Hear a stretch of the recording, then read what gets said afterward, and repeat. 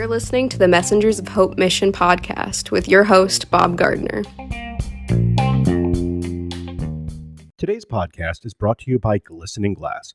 Glistening Glass is my company and is a residential window washing and gutter cleaning company. We service the Northern Hillsborough and Southwest Pasco County area. If you're interested in having your home windows or gutters cleaned, now is the time to call. 813-404-2300. That's Glistening Glass. Hey everyone, this is Bob Gardner for the Messengers of Hope Mission podcast. In this podcast, I talk about all the things that we have done and continue to do at Messengers of Hope Mission. However, it is not just about that. It's also about how you, the listener, can get involved at Messengers of Hope Mission and in your communities to make a positive change in the world around you today. So sit back and enjoy the podcast, but don't think of it as mere entertainment. Let each episode inspire you to make a difference in the world around you.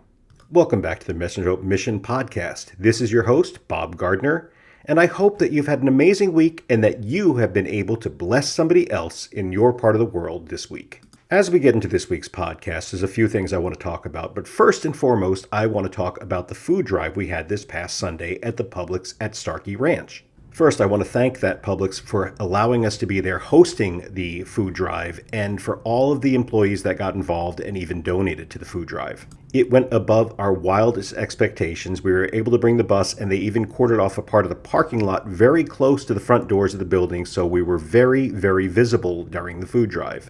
We also had a couple people inside the door, a couple people outside the door, and of course a couple people at the bus the whole day from 10 a.m. to 4 p.m. Since this was our first time doing this at a Publix, we really didn't know what to expect. We have done other food drives in the area in conjunction with other businesses or clubs, and we've had varying degrees of success in what we've done, anywhere from a few £100 to several £100 in food that was donated in a day. And of course, the Cub Scouts Pack 7 does a food drive for us. In the last several years, they have done that for Messengers of Hope Mission, and we've gotten somewhere in the neighborhood of about £3,000 each time. I will say that that amount is a bit of an anomaly. But you know those scouts, they do everything really big, and we're thankful for Pack 7 for all that they do for that every year. So as I said, I wasn't sure what to expect when we went to this one. I didn't know if we were going to spend the entire day there and just get a few boxes of food, a few bags of food coming in, or if we would have a good amount of food to come in. I thought maybe 300, 400, 500 pounds worth of food would be a good day. So as I said, we got set up at 10 a.m. and as we set up, we put up our tables, we put up our coin collection banks, and we put up our signs and our papers. Right out the gate, we started handing out flyers. As people came in the door, we greeted people, and we had people at the bus to talk to people as they came up. The very first car that pulled up to the bus had a full cartload of food, and we were floored right away. We had about 7 or 8 bags worth of food, mostly canned goods, and we thought, wow, this is going to be great. Even if we don't get much more than this, we've already had a fairly good day of getting food. Like a full grocery cart of food, you know, that's several $100s worth of food. However, that was just the start of the day. That was about 10:30 in the morning when the first one got there. It took us about a half hour to get set up. By 10:45, we already had about 10 people show up with bags of food. By 11 o'clock, we were hopping. It was just one after another dropping off bags of food. Sometimes just 1 or 2 items, sometimes full bags of food. From about 10:30 a.m. all the way till 3 p.m., it was non-stop. If we got a short break, like to sit down for a second, it was almost immediate that someone would walk up with another bag of food. Please believe me, I am not complaining about this. This was amazing. At about 3 o'clock, we actually had a chance to sit down for 2 minutes at a time before someone else came up. We finished right at 4 o'clock and brought the bus back to the building. Now, we did not unload the bus. What we did was turned on the AC on the bus and locked it up and left it there for the day. Keep in mind, we were all exhausted, and by this point, some of the volunteers already left for the day, so it was me and just 2 other people. The next day, I had a couple volunteers at the building, and we unloaded the bus and put it all on pallets and got it ready to weigh out. However, I was still pretty darn exhausted from the day before, so we did not weigh it out on Monday. We actually weighed it out on Tuesday. We were able to collect 1,530.5 pounds worth of shelf-stable food.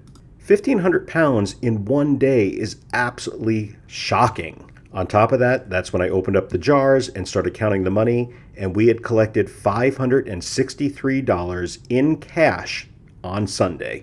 There was a few dollars worth of change, which I just put into the other bank that we have right at Messengers of Hope Mission where people can drop their change in. There wasn't enough to roll up, so I just threw it in there, and next time we roll that, that will just be a part of that.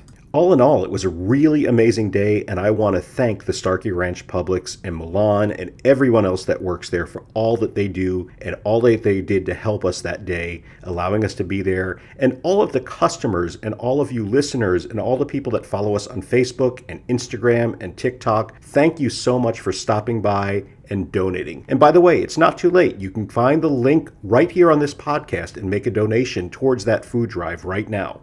You might be asking yourself, what does 1,500 pounds worth of food do? Well, it's a little bit difficult to quantify that amount in our heads, and it is a little bit difficult to quantify that amount even on paper for how many people that we serve. But for the sake of this conversation, let's say that 1,500 pounds, that will cover a typical pantry for Messengers of Hope. Now, just one pantry, not the entire week. As we do multiple pantries throughout the week, that'll cover one pantry, or about 50 to 70 people, depending on how you look at it. Now, that may not seem like a lot, but every bit that we get in makes a difference.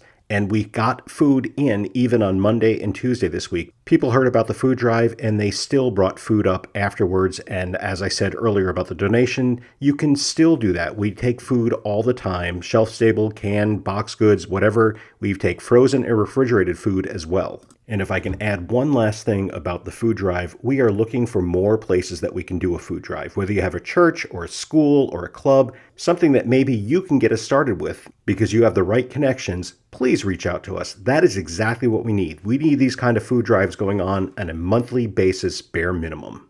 Or maybe you're listening and you have a church. I know there's a few churches that do listen to this, and it's easy. You can do a food drive right there at your church. Make it a game. Collect it to see what kind of music people want to listen to. Collect it to see if there's like a special event that people want to do at your church. Or maybe you have a similar situation like our friends at the Fraternal Order of Eagles in Newport Richey, Florida, and you have bands that come in and play music. Maybe what you do is you do a food drive and you have boxes of cereal for one band, boxes of mac and cheese for another, cans of soup for a third band, and you let the people vote on who you want to come in. Maybe they're local bands and you can tell them as well, and they can get it out to their fans, and all of a sudden, boom, you've got so much more food coming in.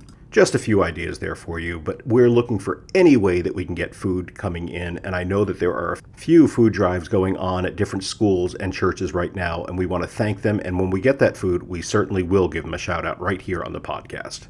The next thing I want to talk about today is that we have 2 grants coming up that I'm going to be starting to write next week. These are for the United Way, and I have got a lot of work to be doing next week on that. So if you're a praying person, please pray for me. If you're someone that wishes well, please give me happy thoughts and anything you can to help me get through this. This is always a stressful time of the year for me writing these grants because I am not a grant writer. I do have an ace up my sleeve this year, as I do have a grant writer that is willing to help me. She is going to look over the things after I get done writing it and make corrections and changes and suggestions, and I'm really hoping that'll help us this year. And because now all I'm doing is thinking about the grant, I'm going to end the podcast here this week because I do have a lot of work to get ready to write it next week. I have a lot of numbers to pull and information to pull out to get ready for this grant, so I need to spend that time wisely and do that. So I want to wish you all well, and I look forward to the next episode of the Messenger of Hope Mission podcast. This is Bob Gardner, and I'll see you soon. Okay, we've reached the point in the podcast where I get to make an appeal to you, the listener.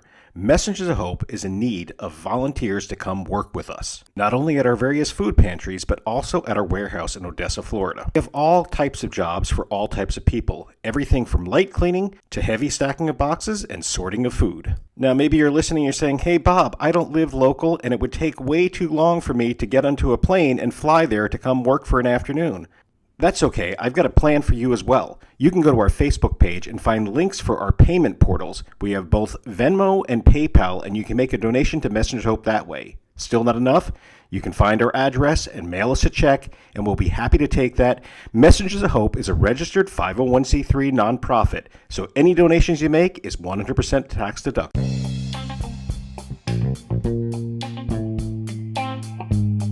That's going to do it for this week's Messengers of Hope Mission podcast. In the words of Mother Teresa, if you can't feed 100 people, feed just one. This is Bob Gardner reminding you to make a difference in our world today. See you next time right here on the Messengers of Hope Mission podcast.